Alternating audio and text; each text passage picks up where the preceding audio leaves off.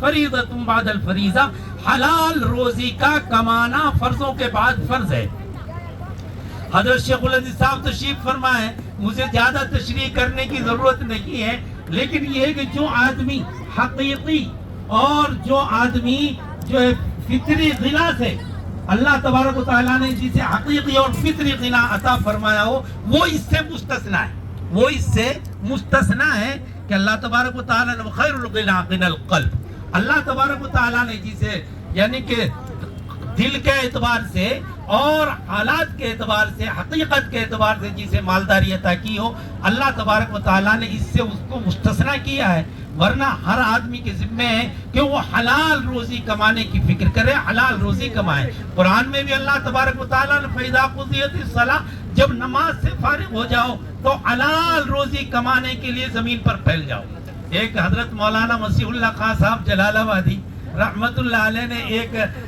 رسالہ ان کے حکم کے مطابق الجمعہ کے نام سے لکھا ہے، اس میں لکھا ہے کہ حضرت مولانا رشید احمد گنگوئی رحمت اللہ علیہ نے یوں فرمایا حضرت مولانا قاسم نانوتوی سے کہ ہمارے یہاں گنگو والے جمعہ کرنا چاہتے ہیں، حضرت ہماری گنگو میں جمعہ ہو جائے گا؟ آپ نے تو دیکھا ہے کہ اتنی آبادی ہے۔ تو حضرت مولانا قاسم نانوتوی نور اللہ مرقدہ نے فرمایا میں مفتی تو ہے نہ ہوں نہیں، لیکن قرآن کی ایک آیت بتا دیتا ہوں، اس سے آپ سمجھ لینا کہ اللہ تبارک و تعالیٰ نے وَذَرُ الْبَيْعَ فرمایا ہے کہ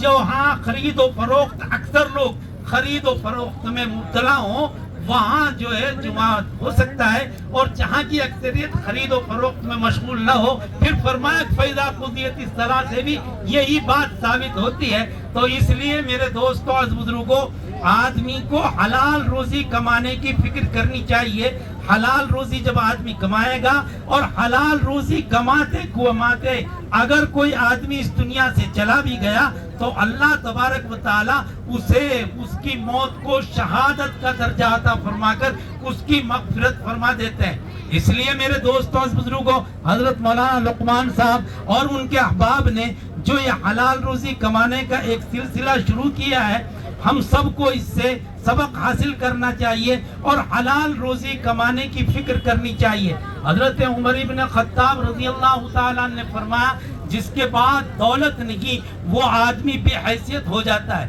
اس لیے آدمی کو دولت مند ہونے کی بھی فکر کرنی چاہیے، دولت بھی کمانی چاہیے۔ اللہ تبارک و تعالیٰ اس سلسلے کو، ان کے اس مشن کو اور ان کی اس محنت کو اللہ تبارک و تعالیٰ قبول فرمائے۔ حضرت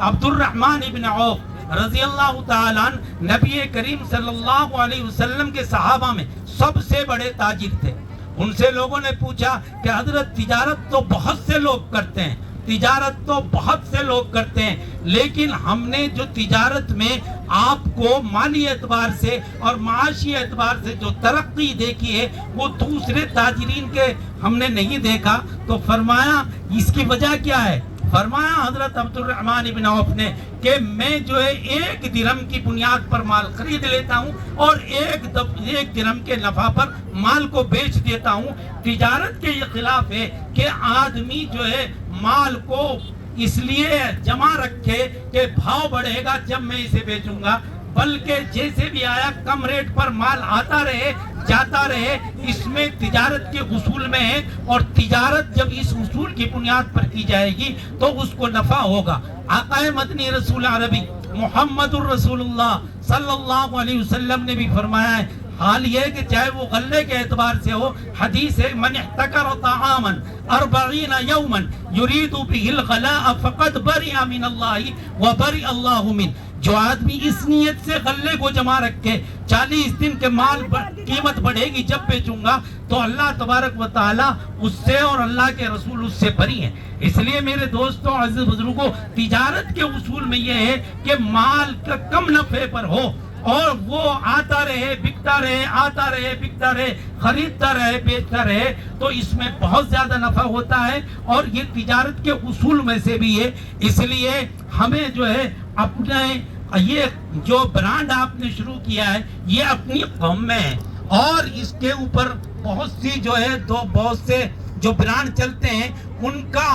50% حصہ ان کے ایڈورٹائز پر خرچ ہوتا ہے، جس سے اس کی قیمت بڑھ جاتی ہے۔ میرے دوستوں اور بزرگوں، خیر یہاں مثال فٹ کرنے کے لیے میں بتا دینا چاہتا ہوں، حضرت شاہ ابرار الحق صاحب ہردوئی رحمت اللہ علیہ نے اپنی کتاب اپنے ایک ملفوظ میں بیان فرمایا ہے کہ جو مدارس والے اشتہار چھپواتے ہیں کہ ہمارے یہاں بچوں کو یہ فیسلٹی ہے، ہمارے یہاں بچوں کی ایسی تربیت کی جاتی ہے، ہمارے یہاں تہجد بھی پڑھائی جاتی ہے، دسترخوان لگا کر کھانا کھلایا جاتا ہے، تمام مسنون دعائیں سکھائی جاتی ہیں، بلکہ ایسا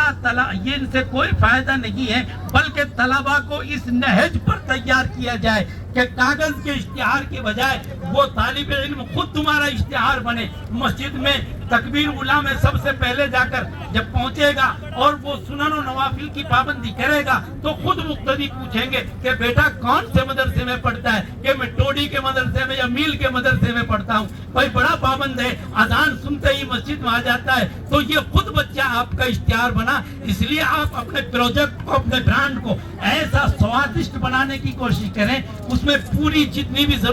اس کے اجزاء ہیں پورا مکمل اس میں ڈالیں تاکہ یہ جو ہے آپ کا پروڈکٹ یا آپ کا برانڈ ہی آپ کا اشتہار بنے اور لوگ اس کو پی کر خود تعریف کرنے لگ جائیں۔ اور اگر یہ کہیں گے کہ بے بنٹا جیرا مت سواد الگ ہے اور یا کہ سواد میں کچھ کمی ہے، تو اس سے جو ہے خود بخود نقصان ہوتا چلا جائے گا۔ برانڈ کو مضبوط بناؤ، اچھے اجزاء اس میں ڈالو اور خوب اس میں جو ہے اس کے جو تجربے کار بنانے والے ہیں ان کو اچھی قیمت اور ان کی اچھی تنخواہ دے کر انہیں تیار کراؤ، اور